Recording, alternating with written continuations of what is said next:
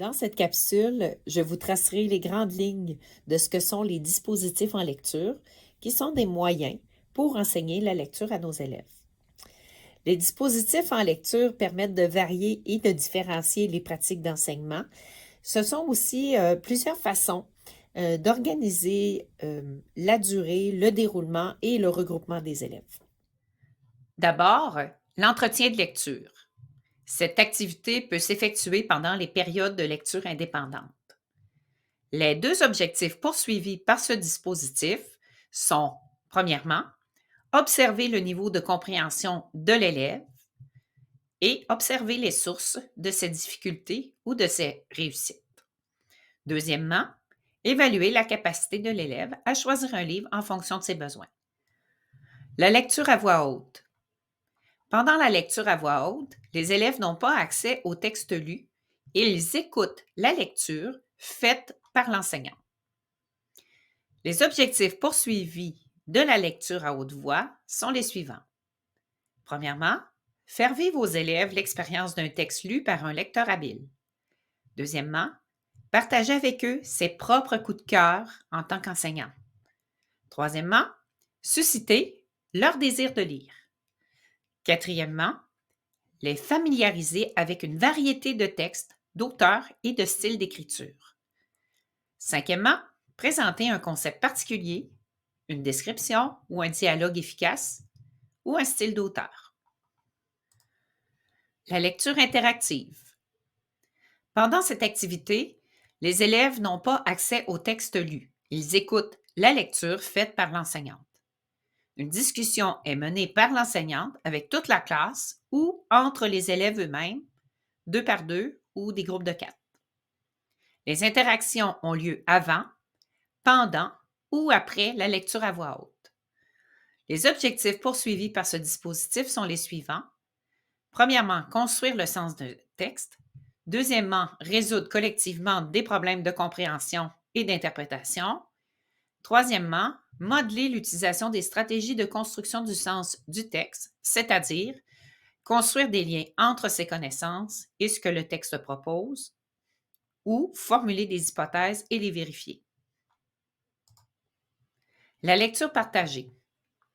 Pendant cette activité, les élèves ont accès au texte.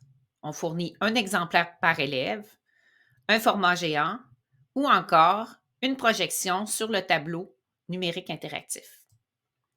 Les élèves suivent le texte des yeux ou lisent à voix haute en même temps que l'enseignante. Les interactions sur le texte ont lieu avant, pendant ou après la lecture à voix haute. La lecture collective se fait avec tout le groupe ou avec un petit groupe d'élèves. Les objectifs poursuivis par ce dispositif sont les suivants. Premièrement, construire le sens d'un texte. Deuxièmement, résoudre collectivement des problèmes de compréhension et d'interprétation. Troisièmement, modeler l'utilisation des stratégies de construction du sens du texte, c'est-à-dire construire des liens entre ces connaissances et ce que le texte propose, ou encore formuler des hypothèses et les vérifier. La lecture guidée. Pendant cette activité, les élèves lisent le texte individuellement et en silence. Chaque élève a un exemplaire du texte. Le regroupement des élèves peut se faire en fonction d'un besoin qui leur est propre. Les objectifs poursuivis par ce dispositif sont les suivants. Premièrement, construire le sens d'un texte. Deuxièmement, résoudre collectivement des problèmes de compréhension et d'interprétation. Troisièmement, modeler et enseigner des stratégies utiles à la préparation de la lecture ou à la construction du sens d'un texte. La lecture en duo. Pendant cette activité, chacun lit un passage d'un même texte à tour de rôle. Un seul exemplaire du texte est nécessaire. Les objectifs poursuivis par ce dispositif sont les suivants. Premièrement, augmenter l'aisance et la fluidité. Deuxièmement, bénéficier du soutien d'un père pour résoudre des problèmes de compréhension et d'interprétation. Troisièmement, consolider l'utilisation des stratégies de construction du sens d'un texte. La lecture studieuse. Ce type de lecture peut s'effectuer au moyen de tous les dispositifs nommés précédemment. L'objectif poursuivi par ce dispositif est de dégager l'information d'un texte documentaire et la traiter afin de mieux comprendre. La lecture en tandem. Pour cette activité, chacun des élèves a un exemplaire du texte et le lit individuellement.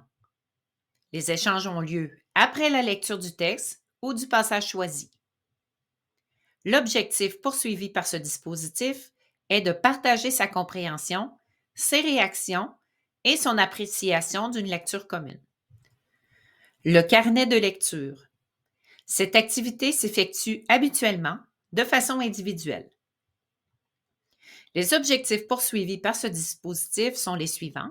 Premièrement, conserver des souvenirs des lectures de l'élève et de son processus.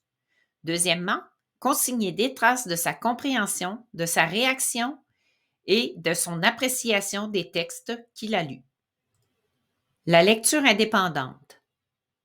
Pendant cette activité, l'élève lit seul et en silence un texte qu'il aura idéalement choisi lui-même. L'objectif poursuivi par ce dispositif est d'augmenter l'aisance et la fluidité.